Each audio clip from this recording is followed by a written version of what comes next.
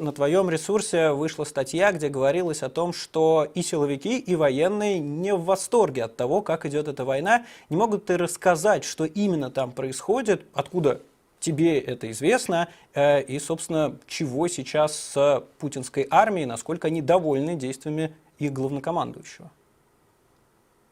Спасибо. Так, где-то примерно 2 недели назад и я, и мой соавтор Ирина Бараган стали получать сообщения и комментарии от наших источников и контактов в силовых структурах. И это как Федеральная служба безопасности, наше привычное место и, собственно, где мы, в общем, ведомство, которым мы занимаемся. Но также и от военных, потому что мы также занимаемся и темой специальных подразделений, в частности спецназа ГРУ.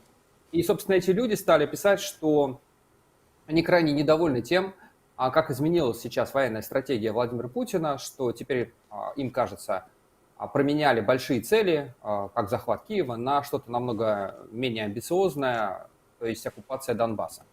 Более того, им кажется, что они, собственно, именно военные, находятся сейчас в уязвимой позиции на территории Украины. То есть идея заключается в следующем, что в России до сих пор на Украине действует армия мирного времени, потому что мобилизации не было. При этом на Украине прошла мобилизация, то есть там полностью отмобилизована армия. Плюс это армия, которую постоянно снабжают самым современным оружием западные союзники. А российская армия не только армия мирного времени, но и еще и ограничена в том, что они могут делать политическими руководителями, которые запрещают им наносить удары там, где им бы хотелось нанести удары. И в том порядке, и так массово, как бы, опять-таки, им хотелось. А все это у них вызывает большое недовольство. Не так много оставалось в этой фразе. Да. Скажи, пожалуйста, о каком уровне людей мы говорим? Ну, то есть это что? Это там обычный военный, которого бросает на амбразуру? Или это там генералы, те из них, что остались живых? Или кто эти люди, которые вот сейчас недовольны решениями Путина? Я спрашиваю это заранее, протаптываю я тропинку, потому что я хочу понять, насколько их недовольство может повлиять на все происходящее. Мы говорим в общем о среднем уровне. Это младший и средний командный состав, это люди, которые воюют, это их друзья, это их соратники, это люди, которые недавно вышли в отставку. Это то, что называется армейская среда. Но я не могу ничего говорить о том, что сейчас думают генералы, поскольку это, в общем, такая вещь в себе. Угу. Скажи, пожалуйста, а чего бы они хотели? Ну, то есть, вот ты говоришь, чем они недовольны, а как они видят возможное продолжение этой войны? То есть, особенно если мы говорим про средний состав, а не тех, кто наверху, то они должны видеть, что как бы вот эти отступления, изменения целей, они не потому, что Путин вдруг такой, не хочу захватывать Киев, да, а потому что, ну, мягко говоря, не получается. Причем это не получается, становится тем объемнее, чем дальше идет эта война. Ну, они не видят себе ситуацию так, что у них не получается. Им кажется, что у них все получается, но им постоянно связывают руки. Кто-то им мешает. То им мешают сотрудники 5-й службы ФСБ, то им мешают люди, которые принимают политические решения, но они сами большие молодцы. В этом они абсолютно уверены. А то, что они хотели бы получить, они бы хотели получить разрешение на нанесение массированных ударов, они бы хотели получить разрешение, возможно, на мобилизацию, по крайней мере, иметь эту опцию, и тогда уже начать то, что они говорят, начинать по-взрослому. Вообще они считают, что то, что сейчас происходит, это вот борьба, в которой у них связаны руки, и они не могут, собственно, и рассчитывать ни на что, потому что они оказались вот в такой для себя тяжелой ситуации. При этом они абсолютно уверены и говорят об этом в таких апокалиптических терминах, что они воюют с такими связанными руками со всем западным миром. Ну а если уж идет война по-взрослому, то надо и воевать уже вот на полную катушку. А у меня вот такой вопрос, который касается как раз мобилизации возможной или желаемой для военных. Сейчас постоянно поступает информация о взрывах на приграничных российских территориях, там, в Курске, в Брянске, в Белгороде и так далее. Что это может быть? Может ли это быть провокацией российских спецслужб, которые просто хотят таким образом подтолкнуть к решению об объявлении мобилизации? Или все-таки это атака украинцев? И если так, тогда означает ли это, что российские спецслужбы настолько беспомощны, что не могут ее предотвратить? Ну, я свечку не держал, и мне сложно говорить обо всех этих случаях. Пока такое ощущение, скажу я осторожно, что украинская сторона намекает, что, возможно, за этими акциями стоят именно украинские спецподразделения. И, в общем, логика здесь понятна, потому что необходимо нарушить пути доставки вооружений и людей на, собственно, театр военных действий. Это, в общем, имеет определенный смысл. То, что российским спецслужбам нужен был бы какой-то специальный предлог для объявления мобилизации, мне кажется, у них все предлоги уже есть. Другое дело, что, мне кажется, политическое руководство не готово на это пойти, потому что если сейчас еще можно делать вид, что, в общем-то, ничего такого серьезного не происходит, мы просто проводим спецоперацию, и она скоро закончится, и все будет хорошо, то при массовой мобилизации тут уже каждый второй поймет, что дело идет как-то не очень интересно, не очень здорово, и повысится просто, скажем так, политическая активность всего российского населения. Просто по определению. Я не уверен, что российское руководство к этому готово.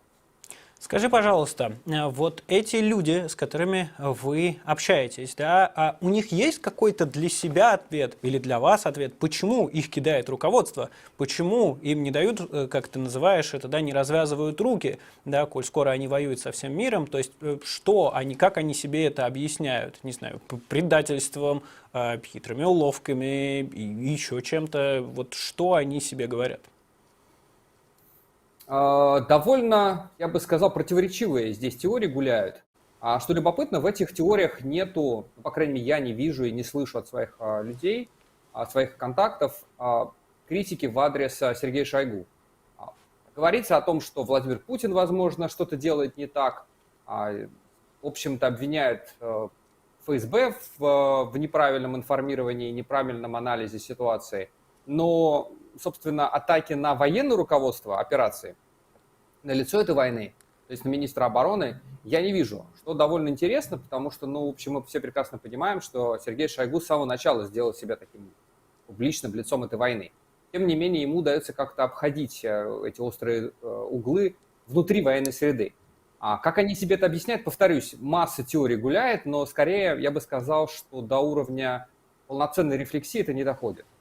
Какие твои самые любимые теории? Ну, то есть я буквально, вот я представляю себя на месте этих, значит, военных, на месте этих спецслужбистов, да, я вижу, например, что спецназ ГРУ, то есть там есть же даже погибшие, мы видели это из большого материала «Медиазоны», который сделан там в том числе и открытых источников, если я правильно помню, 11 людей из спецназа ГРУ, там вот все точно официально погибшие, в том смысле, что информация об этом есть. Я пытаюсь понять, что бы я думал, почему, значит, не дают, так сказать, воевать мне в полную силу, и мне мало чего в голову приходит. То есть вот какие объяснения тебе кажутся не то чтобы как-то рациональными, да, их тут сложно придумать, мы говорим о головах людей очень специфичных, но тем не менее, какие вообще версии они выдвигают?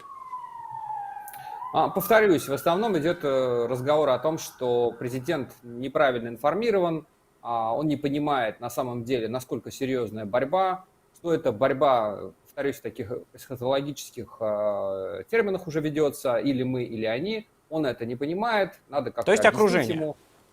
Да. А окружение кто? Спецслужбы? Ну, то есть вот посадили, как минимум нам известно, да, про беседу, о котором ты упоминал, которая уже в Лефортовском изоляторе под чужим именем и фамилией, как мы с тобой как-то обсуждали. Но вот информирование — это какой поток? Это поток ФСБ плюс, я не знаю, там какие-то Патрушев или что? То есть откуда вообще берет информацию Владимир Путин? Он берет информацию из нескольких источников, и несколько спецслужб и разведывательных структур обязаны ему докладывать о ситуации. Но пока такое впечатление, что внутри есть такой консенсус, что надо винить ФСБшников. Вот они не доглядели, как-то неправильно все это показывают и не понимают.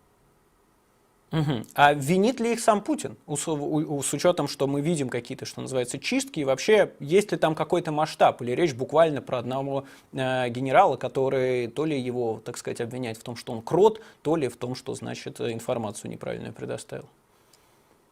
Очень сложно пока эту ситуацию понять, потому что, собственно, где-то неделю спустя появления новости об аресте беседы стали предприниматься довольно отчаянные усилия, чтобы не стала известна информация о каких-либо проблемах внутри ФСБ.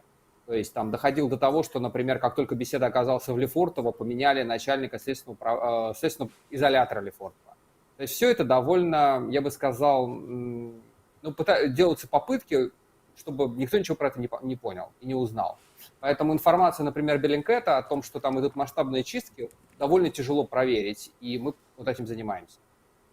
Последнее, что, наверное, тебя спрошу, скажи, пожалуйста, недавно было несколько публикаций от западных изданий о том, что Путин пребывает в полной уверенности, что операция, которую он называет спецоперацией, проходит хорошо, что он даже не готов идти теперь на переговоры, потому что у него полное ощущение, что все идет по плану. Не очень понимаю, как у него это в голове уживается, то есть я не очень представляю себе этот план, где крейсер «Москва» должен затонуть, где все это продолжается 2 месяца и все такое, но, опять же, что пишут вот эти самые источники, что с момента, когда он принял решение делать операцию именно в Донбассе, на Донбассе, тогда и вот ему кажется, что все проходит хорошо. Скажи, пожалуйста, как это возможно в том смысле, что вот теперь, когда он там чуть почистил ФСБ, значит, понял, что он на начальном этапе как-то недоинформировали, как может быть такое, что ему продолжает поступать, скажем так, информация не очень высокого качества? Она как раз идет вот там от этих военных, с которыми ты говорил, или еще от кого-то. Опиши, пожалуйста, ситуацию, как ты ее видишь.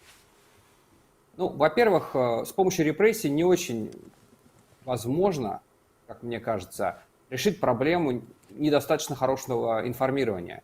Получишь обратный эффект, потому что люди скорее будут бояться сказать что-то, что тебе не нравится, нежели наоборот будут вбегать в кабинет и кричать, что вот мы тут получили информацию, она вам точно не понравится, но вы должны ее услышать. Мне кажется, вот таких вот смельчаков там сейчас не очень много, если вообще остались. Создается впечатление, что Владимир Путин вот полностью уверен в том, что тот голос, который внутри его головы, который транслирует вот эти все идеи, это вот и есть истина в последней инстанции. Поэтому, скорее всего, он просто ищет подтверждение своим мыслям о том, как все происходит. Я думаю, что, по крайней мере, до середины мая, наверное, до начала мая точно, он будет уверен в том, что все так хорошо идет, потому что он только что поменял командование. Как ты правильно сказал, он вот разобрался с теми проблемами, которые, мне кажется, у него были. Все должно сейчас наконец-то заиграть и пойти хорошо. Видимо, в этой уверенности он будет пребывать какое-то время. Ну, до 9 мая, наверное, да, когда он планирует триумфальную, значит, победу, Да, и да. судя, потому что нам говорят, в том числе военные эксперты, как вчера сказал Олег Жданов в эфире, мы там что-то типа обломаем Путина на 9 мая.